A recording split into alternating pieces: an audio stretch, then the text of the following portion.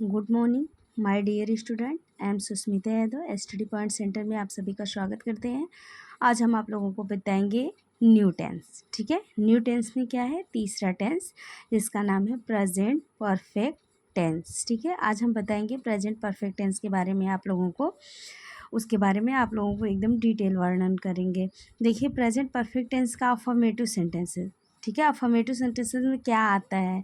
तो सबसे पहले तो हमें प्रेजेंट परफेक्ट की पहचान जाननी है। जैसे हमने प्रेजेंट इंडिफिनिट का देखा, प्रेजेंट कॉन्टिन्यूअस का देखा, वैसे ही हमको प्रेजेंट परफेक्ट की भी पहचान लर्न करनी पड़ेगी। ठीक है, अगर पहचान लर्न रही, हेल्पिंग वर्ब लर्न रहा, तो ट्रांसलेट बनाने में कोई प्रॉब्लम नहीं होगी।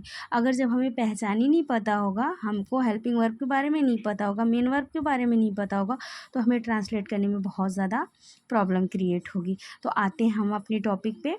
देखिए, अफर्मेटिव सेंटेंस। अफर्मेटिव सेंटेंस जो होता है उसमें देखिए, प्रेजेंट परफेक्ट टेंस से ज्ञात होता है कि कार्य समाप्त हो गया है। ठीक है, प्रेजेंट परफेक्ट टेंस से क्या पता चलता है कि कार्य जो है वो समाप्त हो चुका है।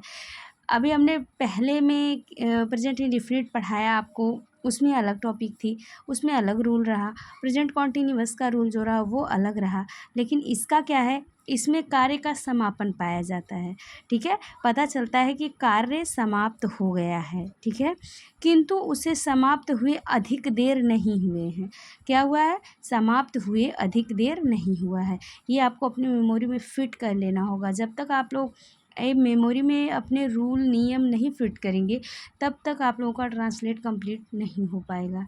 ठीक है, चलिए देखिए क्या है। प्रेजेंट परफेक्ट टेंस से ज्ञात होता है कि कार्य समाप्त हो गया है, और किंतु उसे समाप्त हुए अधिक देर नहीं हुए हैं। ठीक है, और इसकी पहचान क्या है, कैसे हम पहचानेंगे? तो पहचान है, हिंदी में ऐसे वाक्यों के अंत में या है, ए है, भी है, चुका है, चुकी है आदि शब्द प्रयुक्त होते हैं। ठीक है, तो प्रेजेंट परफेक्ट टेंस में क्या होता है? आ, ई, ए आदि की ध्वनियाँ आती हैं। ठीक है, क्या आती हैं? ध्वनियाँ आती हैं। जैसे वह खाना खाया है, तो आप कहोगे मैम या है आ गया। ठीक है, तो इससे आपको पता चल जाएगा कि ये आपका कौन सा टेंस है, प्रेजेंट का परफेक्ट टेंस है।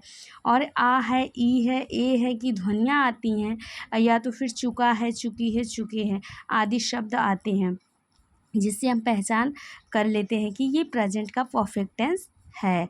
अब आते हैं हम संकेत पे। देखिए, इस टेंस में हैव और हैज़ का प्रयोग सहायक क्रिया के रूप में होता है। हैव हैज़ का प्रयोग किसके रूप में होता है? हेल्पिंग वर्ब के रूप में होता है। किसके रूप में होता है? हेल्पिंग वर्ब के रूप में होता है।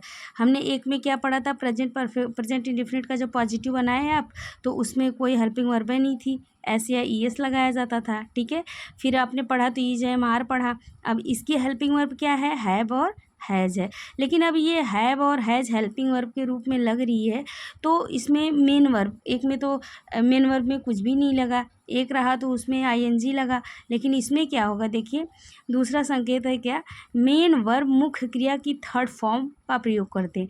इसमें तीसरी अवस्था का प्रयोग किया जाता है। ठीक है, मेन वर्ब की first form, second form, third form होती है, तो तीसरे फॉर्म का प्रयोग किया जाता है। ठीक है, और अब हैव कहाँ लगाया जाता है, हैज़ कहाँ लगाया जाता है? तो वो अकॉर्डिंग टू सब्जेक्ट लगाया जाता है। ठीक है, कहाँ लगाया जाता है? अकॉर्डिंग टू सब्जेक्ट लगाया जाता है।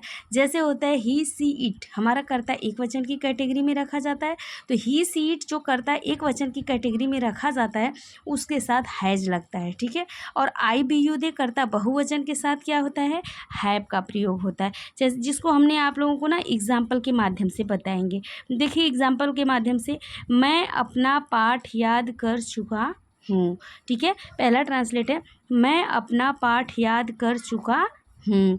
तो इसके साथ क्या है? ये आई, बी, यू, दे करता किसकी कैटेगरी में आता है? आई, बी, यू, दे करता बहुवचन की कैटेगरी में आता है ना, तो इसलिए आई हमने बन लगाया। फिर उसके बाद हैव। ठीक है, हैव क्या है? हेल्पिंग वर्ब है। आई हैव और लर्न, लर्न की थर्ड फॉर्म क्या होती है? लर्नड।